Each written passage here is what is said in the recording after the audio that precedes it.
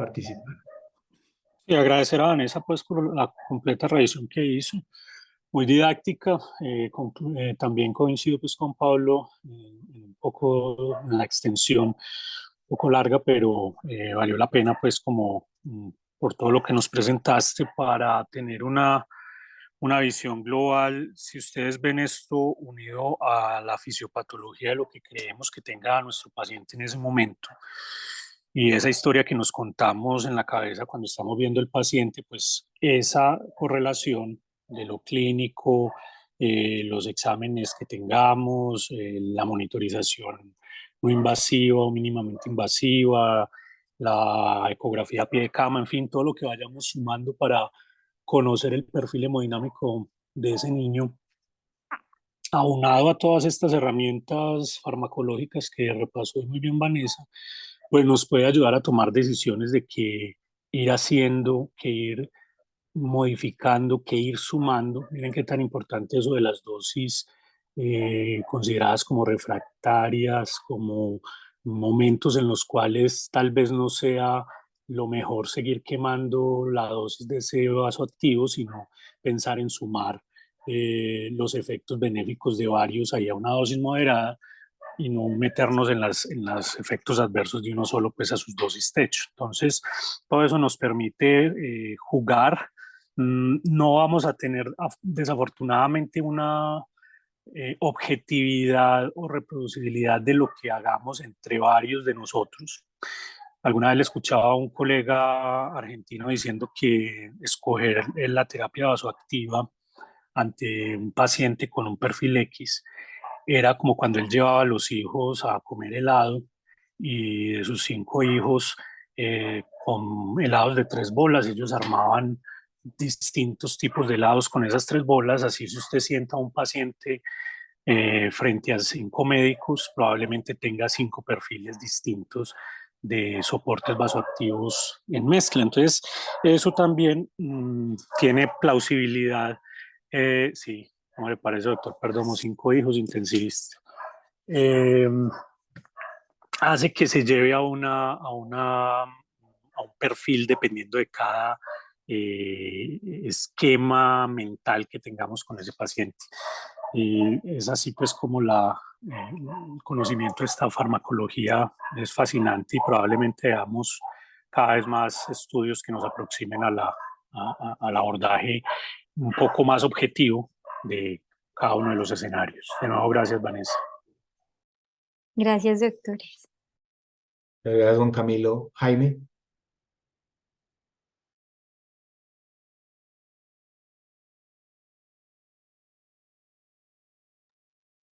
Jaime, tienes el micrófono cerrado.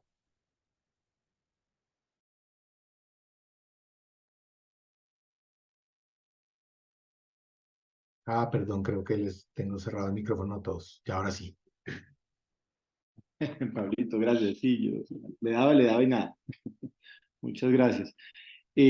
Varias cosas y varios comentarios importantes. Primero, Vanessa, me uno a la felicitación de Juan Camilo. Realmente una presentación muy bien estructurada, con muy buen hilo conductor y a fondo del tema.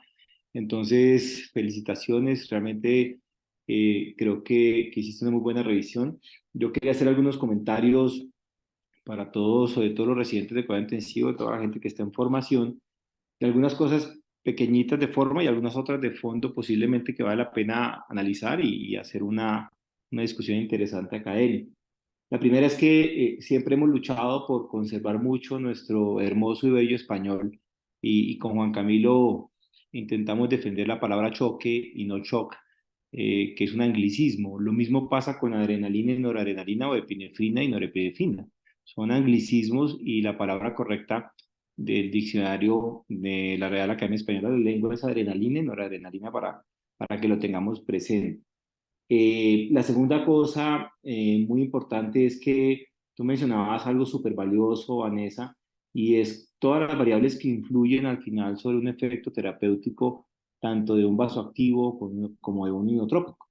La lesión renal aguda, la presencia de hipertensión pulmonar concomitante, el volumen de distribución, la baja albúmina sérica, en fin, todas esas variables que de una u otra forma vamos a terminar generando repercusión sobre sus efectos.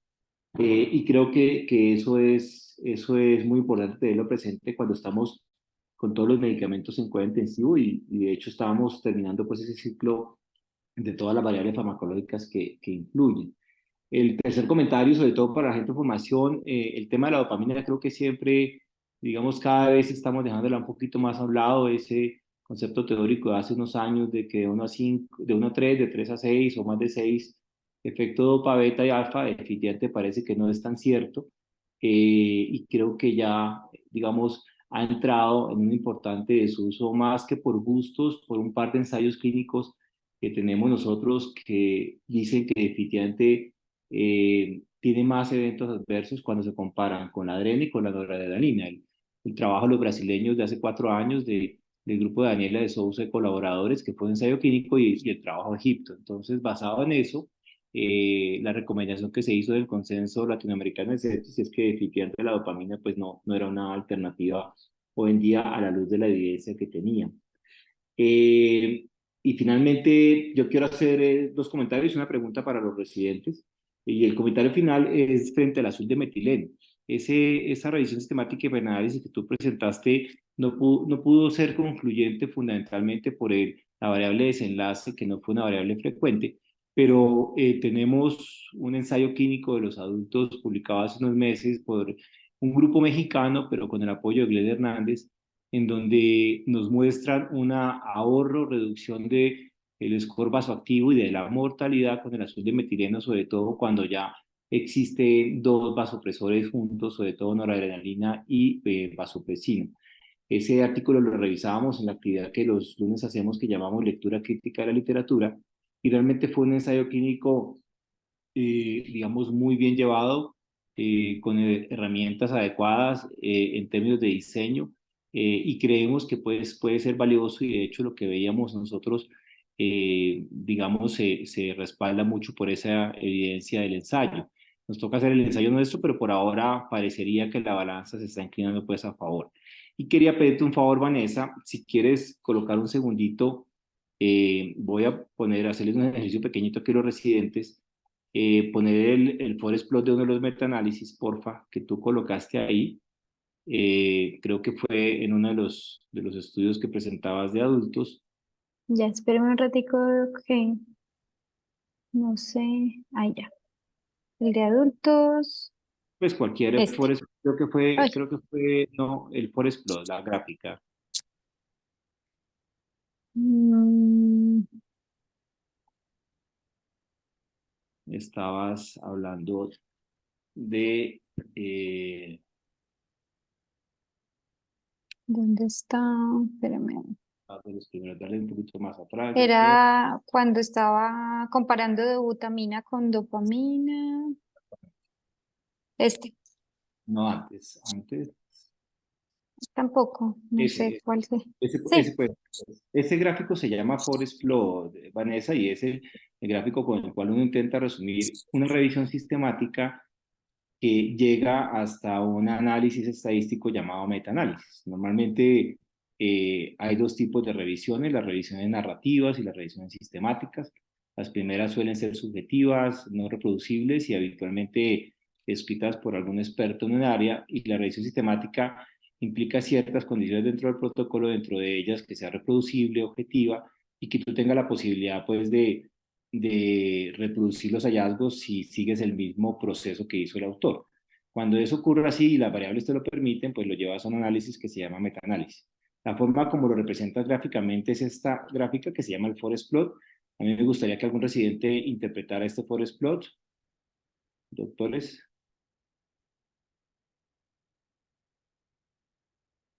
Yo levanté la mano. ¿Cómo están? Vale, Yo bueno. soy Juan David Bustos, yo soy residente de la Universidad de La Sabana.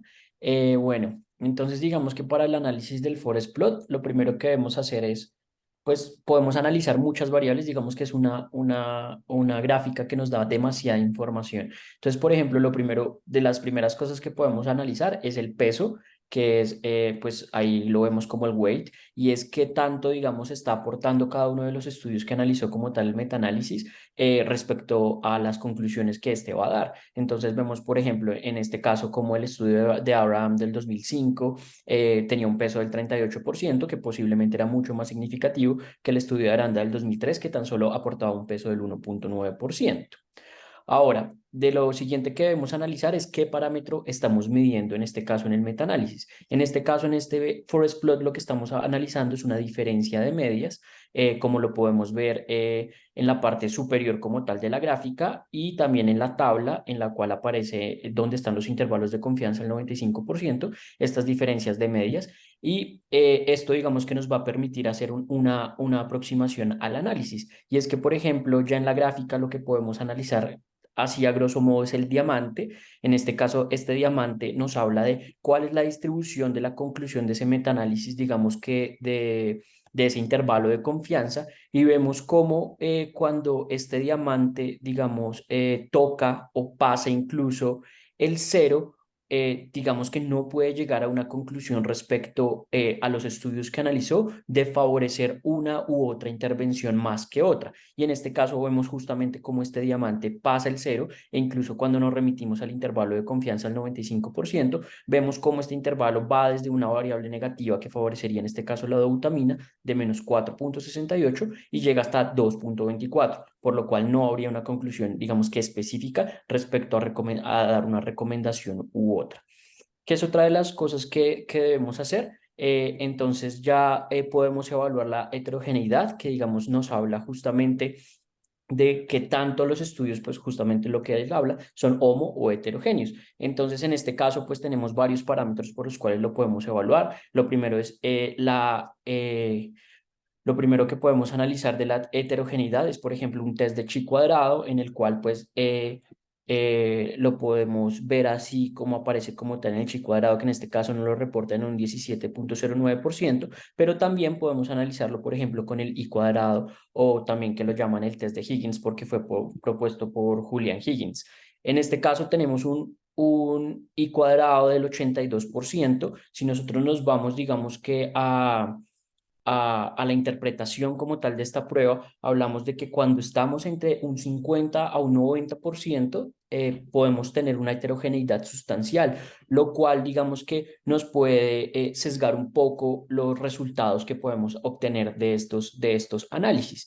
Y finalmente, digamos que en la parte ya inferior, que es justamente lo que también está en el recuadro, tenemos como tal el resultado del test estadístico, que lo representan como el test for overall effect, y que en este caso, pues depende, digamos, los autores qué valor le den para la significancia estadística a esta P. Entonces, digamos que esto es la forma así como muy a grosso modo. No sé si alguien más quiera corregirme o complementarme algo, a muy grosso modo, cómo podría analizar el metaanálisis.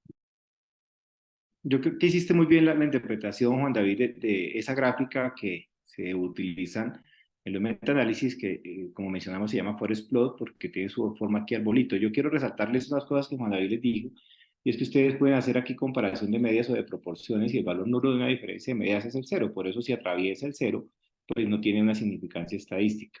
Ustedes se van a dar cuenta que hay columnas en donde están los trabajos que cumplieron los criterios de inclusión. Aquí el autor los organizó por orden alfabético y por año, pero más por orden alfabético, con una media, una desviación estándar. Pero lo importante que ustedes deben saber como clínicos cuando interpretan un metaanálisis es no solamente ese valor de significancia, sino de la heterogeneidad de Higgins, que realmente lo que habla es que es la realidad, ¿no? Los autores no se ponen de acuerdo frente a muchos criterios y pues con frecuencia la heterogeneidad puede llegar a ser alta.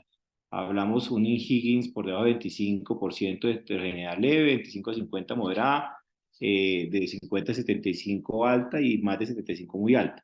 ¿Qué significa eso? No confundamos heterogeneidad con validez. No significa que los resultados no sean válidos. Significa que son estudios y grupos heterogéneos. Lo que uno tiene que hacer en el siguiente paso es hacer análisis de sus grupos o hacer metaregresión de acuerdo pues a lo que tenga planeado el investigador. Y eso también lo puede establecer con el índice de TOC, que es el que ustedes ven ahí, y el chi cuadrado, que habitualmente se interpreta ajustado con los grados de libertad que ven anotaditos al lado como DF. y el tamaño del efecto como 0,49, es decir, una P que no tiene significancia estadística. Entonces, el mensaje es importante porque haciendo una buena interpretación de las variables que tenemos, podemos llegar a las conclusiones pues, adecuadas, como tú, Vanessa, muy bien lo estabas pues, describiendo, en este caso comparando dobutamina frente a milrinol. Y era un ejercicio que digamos que nos gusta hacer en la lectura crítica de literatura aquí los lunes, para que ustedes tengan herramientas de interpretación adecuada y vayamos un poquito más allá de solamente el valor de P. Y ya quiero finalizar, aunque yo sé que es parte de la primera pregunta, Pablito, del taller. Quería finalizar un poco frente a lo que estabas hablando del mirrinone. Creo que para muchos de nosotros, basado en el trabajo del grupo australiano, encontramos que el mirrinone, más que inotrópico o inodilatador, puede ser posiblemente vasodilatador. El efecto, cuando ellos comparan esa contractibilidad con la posibilidad vasodilatadora, posiblemente está más relacionado con vasodilatación, haciendo simultáneamente ecocardiograma y un Doppler, entonces tumba la poscarga. Y digamos, ya para finalizarles, les quiero compartir un segundito la pantalla para que ustedes puedan ver, está inhabilitada la posibilidad de compartir, Pablito, para que ustedes, digamos, les voy a dar aquí una pequeña chiva digamos, de una investigación que finalizamos, que está en proceso pues, de publicación, pero que viene al lugar a propósito de lo que se está hablando, y era el efecto que tiene el milrinone sobre la microcirculación, el endotelio del glicocálice en los niños con sepsis. Fue un trabajo que hicimos con el doctor Sarta, la doctora Acevedo, el doctor Muley y todo el equipo pues, aquí de la UCI Pediatra. Lo que yo quiero mostrarles acá, para cambiar un poquito de esos mitos urbanos que a veces tenemos frente al mirrinone, es que el efecto directamente de la microcirculación, partíamos en una microcirculación alterada, y aquí recalco que son los capilares de 4 a 6 micras, que son los más pequeñitos, que recuerden ustedes que no tienen capa muscular. ¿Qué es lo que ocurre normalmente en sepsis? Que estos capilares empiezan a reclutarse, a bajar casi hasta un punto cercano a cero. En el grupo que recibió milrinone, ese reclutamiento capilar de los más pequeños se mantuvo en el tiempo de seguimiento, y nosotros lo que vimos fundamentalmente es que en el grupo de menores de 2 años, está, en el grupo de menores de 2 años, posiblemente había una relación posiblemente no, encontramos una relación entre el flujo sanguíneo, activación endotelial y degradación de glicocáliz cuando se recibía milrinone. Esta es la gráfica de un menor de 2 años, este de mayor de 2 años, y eso lo resumimos con videomicroscopía, con un score que es el MBHS, que es un score que relaciona volumen con degradación. Entonces, al final, digamos, la gran conclusión de esta investigación nuestra, que está en proceso de publicación, ya a punto digamos, está en segunda ronda de pares, es fundamentalmente que el milrinone tenía la posibilidad de optimizar la microcirculación, y eso es coherente con lo que había encontrado otro grupo frente al mejorar la macro, mejora la micro, y particularmente lo que encontramos es que podía mejorar o evitarle el descenso y el daño progresivo de los capilares más pequeños, que es en últimas al final lo que uno termina viendo en muchos de estos niños cuando pues inician funciones de medicamentos como el milrinone. Fundamentalmente era eso, Pablito, mil gracias, mil disculpas porque nos extendimos un poquito. Muchas gracias, Jaime, por todos los aprendizajes. Quisiera echar una chiva ahí, ya que te metiste en lo de la estadística, que ese I cuadrado de ese forest plot que estabas mostrando tiene un error crucial, que no tiene en cuenta los pesos de los estudios, que son los problemas del I cuadrado, pero solamente para que lo miren. Sí, Dani. correcto.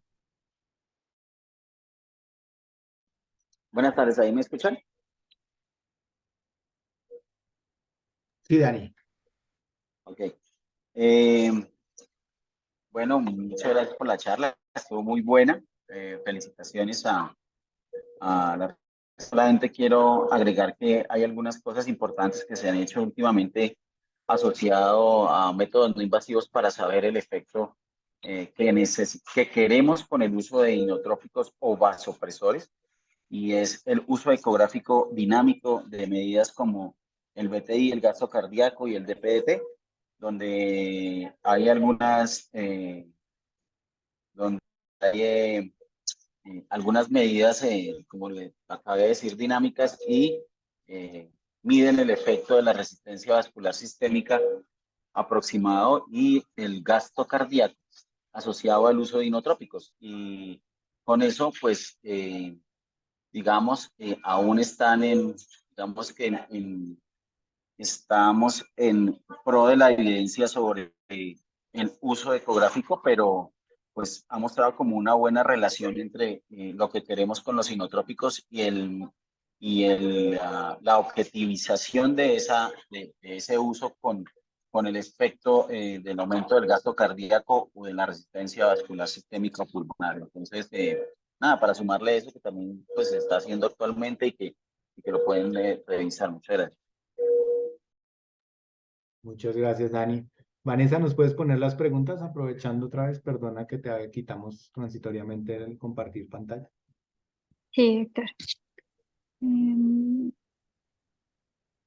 Bueno, entonces, pues la idea es, en aras del tiempo, que revisemos un poco las preguntas del taller. En realidad son preguntas más para generar controversia y para que vean que todavía hay mucha de esta información que no tenemos tan clara. Una de las cosas que nos pasa mucho en el manejo de los pacientes es que a veces ponemos vasoactivos que parecieran ser o que evidentemente son casi que antagonistas en su acción y que a veces no entendemos por qué se combinan. Entonces, pues no sé si ustedes encontraron específicamente, por ejemplo, en el estudio de perfusión de lechos microvasculares, como estaba ya mencionando Jaime, eh, si usar vasodilatadores y vasoconstrictores simultáneos tuviera un efecto diferencial y si encontraron algún estudio clínico que los compare. Marco. Hola, muy buenas tardes, ¿me escuchan? Sí, Marco, perfecto. Bueno, buenas tardes, mi nombre es Marcos Sierra, soy residente de cuidado intensivo de la Universidad de La Sabana. Bueno, respecto a la pregunta, hay algunos estudios que han sido pues publicados al respecto. Uno de los primeros que encontré fue uno publicado en Lancet en el 2002, publicado por Peter y colaboradores, en el cual trataban de evaluar el efecto de la nitroglicerina en los pacientes con choque séptico después de que se les habían administrado una cierta cantidad pues, de volumen de resucitación a nivel intravascular. Entonces ellos digamos que hacen una primera introducción, como tratando pues como de hacer un enfoque respecto a la pregunta. Ellos consideran a los pacientes con shock séptico y ellos que ese consumo de oxígeno obviamente aumenta en este tipo de pacientes, pero ese suministro y la extracción de oxígeno, pues digamos que se ven frecuentemente bastante afectados. Y esto básicamente debido o en gran parte pues al cierre de la microcirculación y a esas derivaciones pues que ocurren a nivel de la micro. Ellos hacen un estudio evaluando imágenes espectrales de polarización ortogonal y permite pues como visualizar ese efecto que se produce pues a nivel de la microcirculación. Entonces ellos lo que hacen es que utilizan esta técnica de flujo de microcirculación en pacientes pues como les mencioné con choque séptico que tenían una presión arterial media superior a 60 milímetros de mercurio y una presión venosa central superior a 12 milímetros de mercurio. Ellos consideran que la infusión de 0.5 miligramos de nitroglicerina por vía intravenosa encuentran que dice que provoca un marcado aumento de ese flujo a nivel microvascular en las imágenes pues, de microscopía, pues, de imágenes perdón, espectrales de polarización ortogonal. Ellos consideran finalmente que esa mejoría en ese reclutamiento de la microcirculación podría ser como ese nuevo criterio de valoración de la reanimación en el shock séptico, como lo mencioné, pues desde el año del 2002. Posteriormente, cuando uno hace una revisión ya un poco más reciente, aparece otro artículo publicado en el Critical Care of Medicine en el 2010, publicado por Christian Boerme y colaboradores, en donde justamente trataron de medir ese efecto de esa nitroglicerina en la microcirculación sublingual. Ellos pues, hacen pues una introducción inicial donde plantean pues cómo esas alteraciones microcirculatorias se han asociado pues con morbimortalidad en la sepsis pues en general. Ellos realizan un ensayo clínico prospectivo unicéntrico aleatorizado controlado con placebo y doble ciego en una unidad de cuidados intensivos mixta con un formato cerrado de 22 camas en un hospital universitario de tercer nivel. El criterio, pues lastimosamente son poblaciones pues adultas, obviamente, Los pacientes fueron asignados de manera aleatoria para recibir nitroglicerina. Fueron 35 pacientes con nitroglicerina y 35 pacientes con placebo. Pues después, obviamente, de todos los criterios pues, de reanimación y todo pues, lo que se había realizado pues, según el protocolo. Ellos realizan, el resultado primario, perdón, fue el flujo sanguíneo microcirculatorio sublingual de vasos, ellos los consideran de pequeño calibre, y ellos encuentran que esa mediana de ese índice de flujo microvascular en vasos sublinguales de pequeño tamaño fue exactamente el mismo de los pacientes que recibían nitroglicerina, de los pacientes que recibieron placebo. Ellos finalmente consideran que en el contexto de un estricto protocolo de reanimación, basado en el cumplimiento de esos criterios de valoración hemodinámicos, no encuentran pues como una diferencia claramente significativa para ese entonces. Y mucho más reciente, tratando pues como de resolver esta duda, encontramos publicado en el 2019 en la revista Shock, por Elizabeth Potter y colaboradores, en donde trataban de establecer una revisión sistemática, en donde evaluaban esa manipulación de esa microcirculación en sepsis, si tenía pues algún impacto en el manejo vasoactivo en el tema pues de la microcirculación. Entonces hacen pues igual una introducción pues al respecto de la sepsis como una disfunción orgánicamente pues potencialmente mortal debido pues a esa respuesta irregulada del huésped a la infección, y ellos realizan esta revisión tratando de evaluar esa manipulación farmacológica de la microcirculación en sepsis. Ellos lo que hacen es que lo evalúan mediante técnicas pues de microvasculatura sublingual. Como les mencioné, es una revisión sistemática en donde incluye estudios que se hayan publicado en pacientes sépticos desde enero del 2000 hasta febrero del 2018. Y el resultado básicamente era la mejoría o no de ese flujo microvascular utilizando imágenes espectrales de polarización ortogonal. Ellos finalmente incluyeron 22 estudios, 6 ensayos controlados aleatorizados, 2 intervencionistas, 3 observacionales y 1 piloto, con un total de 572 participantes. Y ellos, ¿qué encuentran respecto a cada uno de los medicamentos? Dice que no encuentran pues que la noradrenalina mejore ese flujo microvascular, encuentran que la vasopresina en conjunto con la noradrenalina dice que mantiene el flujo en el tiempo, obviamente disminuye pues, como bien lo explicó pues Vanessa, pues como el tema de la disminución de la dosis de otros vasopresores. Respecto a la dobutamina dice que mejoran consistentemente el flujo, perdón, la dobutamina no mejora, perdón, consistentemente el flujo, y solo un estudio con 40 participantes dice que demuestra una mejoría del flujo con levosimendan.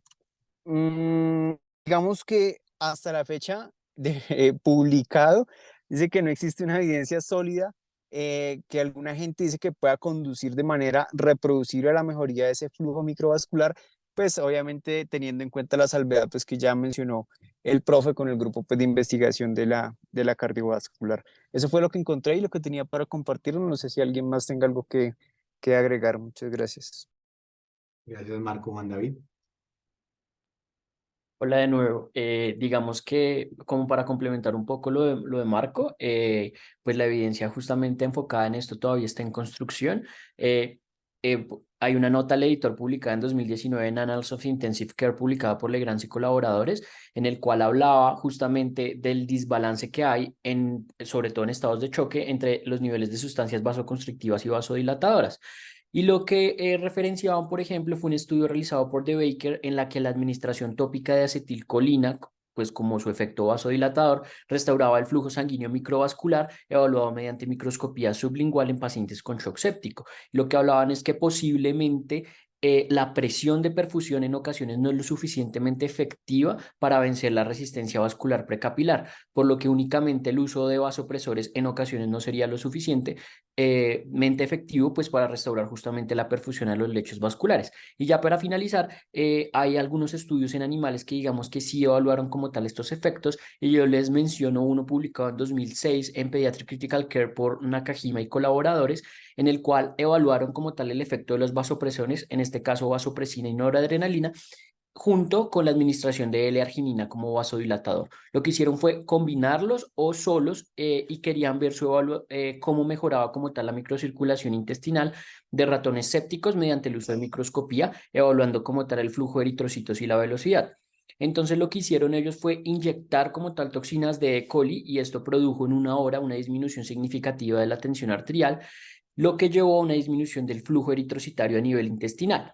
Posteriormente, estos ratones obviamente recibieron alguno de los siguientes tratamientos: o noradrenalina sola, obviamente digamos que esto acompañado de cristaloides, o vasopresina sola, o L-arginina sola, o vasopresina asociado a L-arginina, o noradrenalina asociado a L-arginina, y un grupo control que únicamente recibió cristaloides. Lo que encontraron como tal en estos ratones es que únicamente los tratados con vasopresores lograban normalizar las cifras de tensión arterial y sí disminuían, digamos, ese descenso que veían en el flujo eritrocitario a nivel microcirculatorio. Sin embargo, cuando evaluaban la administración simultánea de la arginina junto con el vasopresor, mejoraba todas las variables microcirculatorias que respecto al control o respecto al uso único de vasopresores.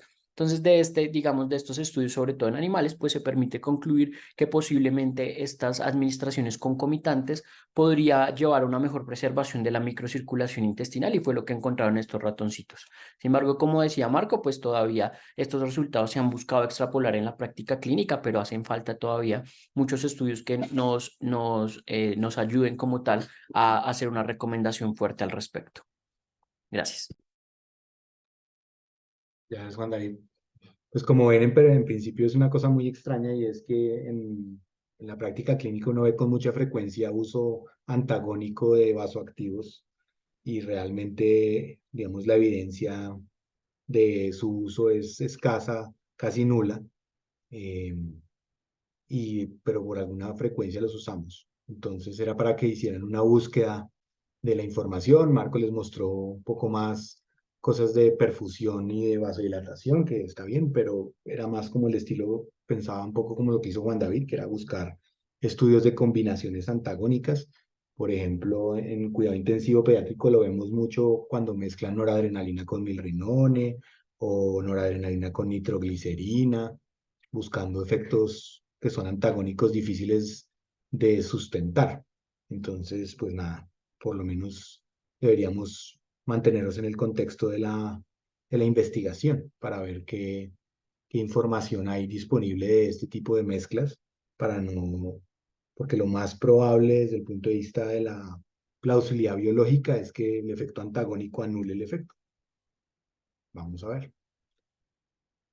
La otra pregunta que ya la contestó un poco Vanessa en su presentación, pero que de todas maneras es muy interesante, es el efecto de no tener receptores de vasopresina en el lecho vascular pulmonar y si eso impacta directamente sobre las presiones de llenado del sistema y si definitivamente usar vasopresina está protegiendo el lecho vascular pulmonar o no.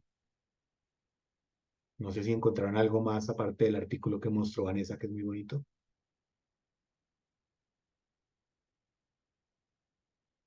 Eliana.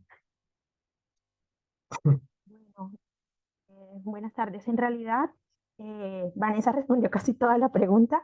Sin embargo, pues eh, encontré algunos detalles que pueden complementarse, como por ejemplo un artículo de Currian y colaboradores en el 2018 que nos habla de la respuesta vasoconstrictora a los agentes vasopresores en las arterias pulmonares y también en radiales humanas.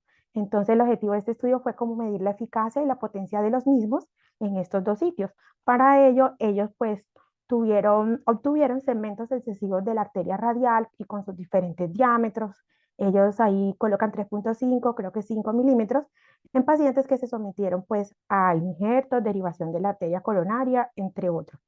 Luego hicieron como una prueba precontraída con norepinefrina o fenilefrina y se relajó completamente cuando se aplicó acetilcolina. Entonces esta prueba indicó que cada anillo tenía suficientes células endoteliales que eran muy funcionales para liberar el óxido nítrico y antagonizar funcionalmente la contracción.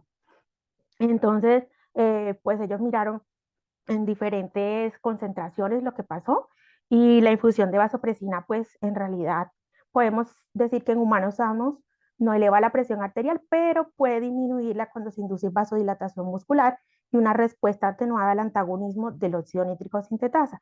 Por otro lado, bueno, este es un estudio que hay que aclarar que es in vitro, ¿cierto? Y es un experimento, pues. Y al final los resultados dicen, o que es muy importante, resaltar que los simpaticomiméticos, otros, o sea, la norepinefrina, en fin, causaron vasoconstricción dependiente de las concentraciones del diámetro radial.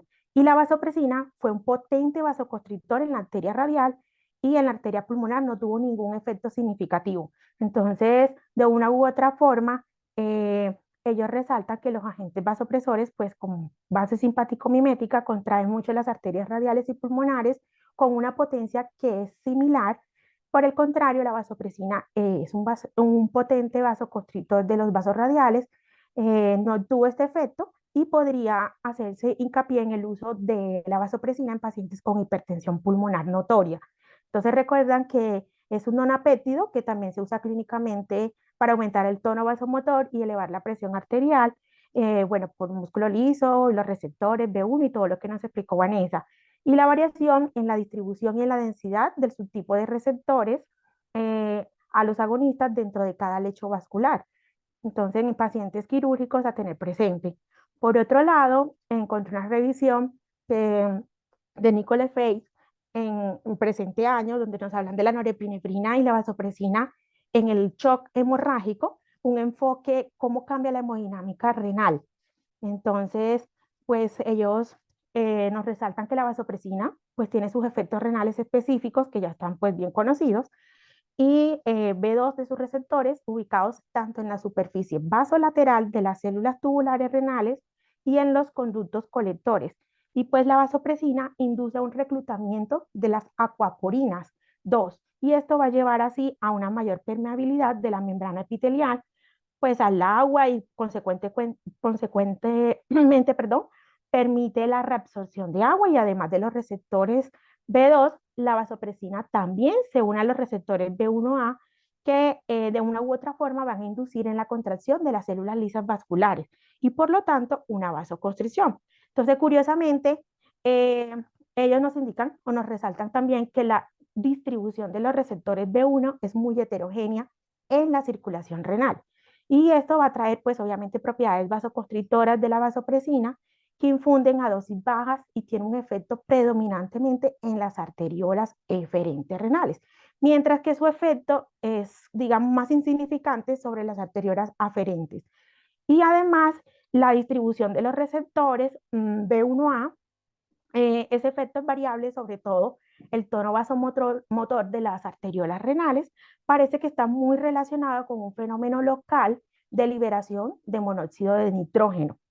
Y de una u otra forma, el aumento de la vasoconstricción eferente, teóricamente la presión de perfusión renal glomerular va a aumentar poco a poco y en consecuencia también por la tasa de filtración glomerular. De hecho, que ese razonamiento es consistente con datos clínicos que también son fuera, digamos que del contexto de un choque hemorrágico y reportan una mayor diuresis, mayor aclaramiento de creatinina y una menor necesidad de terapia renal que se ve reflejado en pacientes que reciben vasopresina. Cuando la pérdida de sangre es grave en un paciente que tiene un choque severo, pues la activación inicial del sistema simpático para mantener la presión arterial media ya no es suficiente. Entonces, con reacciones anormales del lecho vascular como tal, son mediadas con mecanismos de óxido nítrico y esto va a reducir la respuesta de la norepinefrina endógena y además la caída de los niveles de los péptidos de arginina, vasopresina. Entonces, estos fenómenos apoyan la administración de vasopresina durante el manejo de un paciente que tenga un choque hemorrágico. Pues eso era lo que quería complementar. Diana, muchísimas gracias. Muy completa tu revisión. Entonces, como ven, si hay, digamos, algunos tipos de evidencias de distintos grados, por lo menos a nivel experimental del efecto de la vasopresina y algunos resultados, sobre todo en lechos renales. Interesante lo de lo pulmonar, que es muy contradictorio y el efecto clínico a veces no es tan evidente. Aprovechando de esa pregunta, el doctor Perdomo tenía una pregunta que es fuera de horario, que es la pregunta de la regulación, la infrarregulación de receptores adrenérgicos. No sé si leyeron algo de ese tema, Vanessa lo expuso también de forma importante, pero él quería saber si ustedes creen que hay alguna forma de revertir esos efectos, un poco lo que mencionó Vanessa en su charla, y sobre todo en qué pacientes sospechar. Entonces ella también dio algunas líneas de base, pero no sé si han encontrado más o usan algo en su práctica clínica habitual.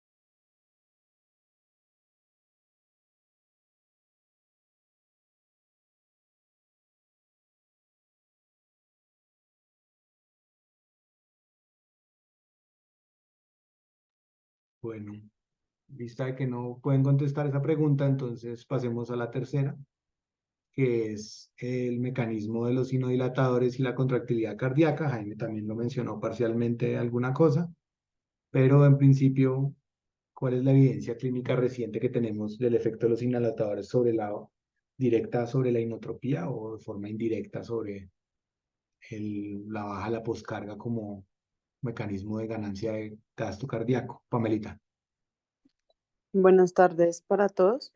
Pues yo acá lo que quiero agregar es un estudio que leí, ay, un momento que se me cerró, pero básicamente fue un estudio experimental que usaron cerdos para poder evaluar la fuerza contráctil que había cuando se agregaba levosimendan o milrinón.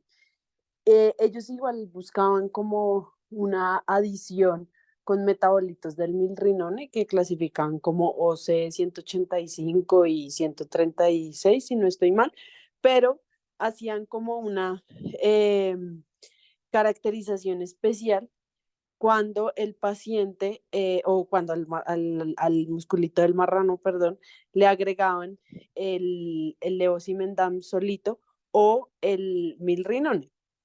Y eh, y se dieron cuenta que con resultados estadísticamente significativos que tenían relación también con la dosis o la cantidad en microgramos moles que se agregaban del medicamento, el efecto de contracción se podía ver de forma clara.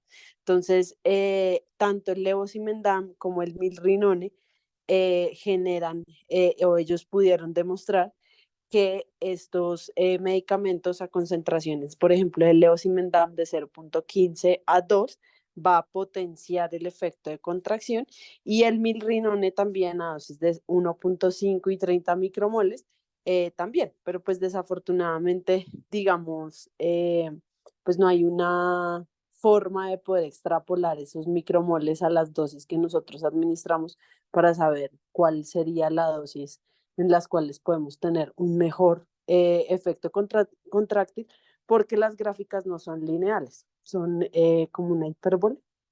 Entonces, pues digamos que eso afecta y en la gráfica del levosimendan hay un punto máximo y después hay una caída en esa tensión contráctil que se puede encontrar en el musculito del cerdo. Era como lo que yo quería mencionar. Gracias, Pamela. No sé si alguno encontró algún otro detalle.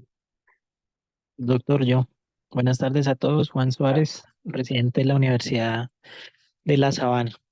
Traigo para ustedes un artículo que fue publicado por Lomba y colaboradores que titularon El efecto del milrinone en las variables hemodinámicas y, y parámetros de gases arteriales en niños, publicado en la revista, en una revista Q1 en el año 2020. Entonces, digamos que Lomba y colaboradores realizaron una revisión sistemática y un metaanálisis de la literatura en la que buscaban identificar estudios que caracterizaran los efectos hemodinámicos del milrinone en niños durante enfermedades críticas con apoyo hemodinámico para diferentes afecciones médicas.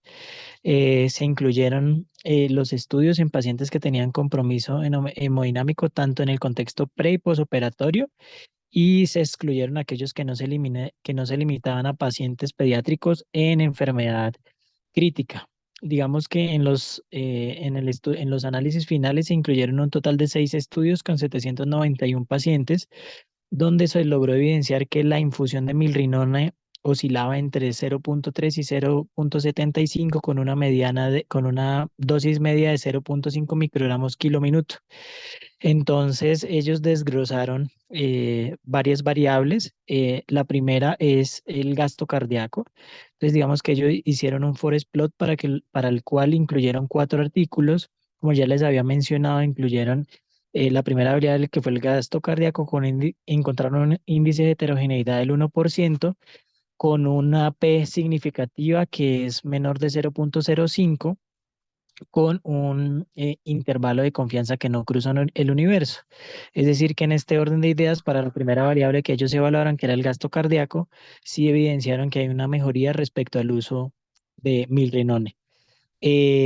Una segunda variable que evaluaron es la fracción de acortamiento del ventrículo izquierdo, que de igual manera incluyeron 6 artículos, también lo extrapolaron a un forest plot con un índice de heterogeneidad del 75%. Sin embargo, a pesar de que, pues como lo mencionó el doctor Fernández, ahora que uno lo ve de moderado a alto, esto no hace que un artículo pierda validez. Con una P significativa de 0.05, con un intervalo de confianza que tampoco cruza el universo, que es el cero, por lo cual también demostró que el milrinone en estos pacientes, adicional a mejorar el gasto cardíaco, también mejora de forma positiva la fracción de acortamiento del ventrículo izquierdo. La tercera variable que quisieron evaluar fue las presiones, la presión sistólica en el ventrículo derecho, y de igual manera, como para hacer más sucinta la información, a pesar de que tenía un índice de heterogeneidad alto del 94%, partían de 6 estudios, de 6 estudios inicialmente con un índice de heterogeneidad del 94%, posteriormente lo redujeron a 3 estudios, manteniendo significancia estadística, donde encontraron una P significativa con un intervalo de confianza que también no cruza el universo, por lo cual digamos que este estudio ya nos plantea 3 hallazgos interesantes, que el milrinone mejora el gasto cardíaco, mejora la fracción de acortamiento del ventrículo izquierdo y mejora la presión sistólica del ventrículo derecho. Se evalúa otra variable que de igual manera fue la depuración del lactato y sin embargo en estos pacientes con la depuración del lactato evidenciaron que no hay una estadística significativa respecto a la depuración del lactato. Eso tenía para compartirles el día de hoy. Muchas gracias, Juan.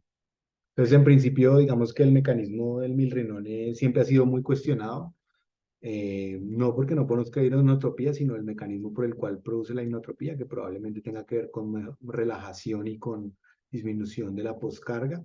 Entonces, tengan cuidado con el uso de milrinone concomitante con vasoactivos, vasopresores, pues, porque probablemente están atenuando mucho el efecto inotrópico que están buscando. Probablemente si necesitan un efecto inotrópico puro deberían usar otro tipo de medicamentos. Si lo que quieren es un efecto inotrópico y no tienen problema de necesitar vasoactivos, vasopresores, pues obviamente es un buen medicamento porque además tiene todas las ventajas que ha mostrado Jaime en su estudio y todo lo que se conoce de las ventajas de la vasodilatación. Jaime, adelante. Sí, Pablito, gracias. Sí, sí, creo que ese es un punto interesantísimo porque su concepto de lucitrópico, de relajar el ventrículo izquierdo, como que no lo hemos logrado, digamos, demostrar en algunas investigaciones. Lo que sí me llama la atención, Pablito, es que de repente, eh, compartiendo un poquito esa investigación que les dije que ya se finalizó y que está sometida, nos llama mucho la atención que siempre nuestra óptica de aproximación tradicional ha sido hacia la macrocirculación. Pero lo que sí es claro es que la microcirculación se afecta en mayor o menor medida con vasopresores, con inmunotrópicos, incluyendo pues obviamente también el milrinone. Entonces, una cosa que nos llamó mucho la atención en un trabajo que ustedes conocían que publicamos hace poquito de la baja albúmina y alteración del endotelio, es que, contrario a lo que siempre hemos creído, digamos que la noradrenalina no necesariamente se asociaba a cambios negativos en la microcirculación. De hecho, mejoraba la perfusión en algunos pacientes y eso tendría plausibilidad biológica en el sentido que de los capilares muy pequeñitos, que es donde se manda, digamos, el oxígeno hacia la célula, de 4 a 6 micras, pues no tienen músculo. Entonces, bajo esa óptica, en principio, si uno consideraría que el Mirrinone, además de que tumba la poscarga, sobre todo un efecto, o uno de sus efectos en sepsis, puede ser mejorar la microcirculación, uno buscaría un equilibrio optimizando presión arterial media con un vasopresor y el Mirrinone para mejorar microcirculación sin que necesariamente sea un efecto antagónico.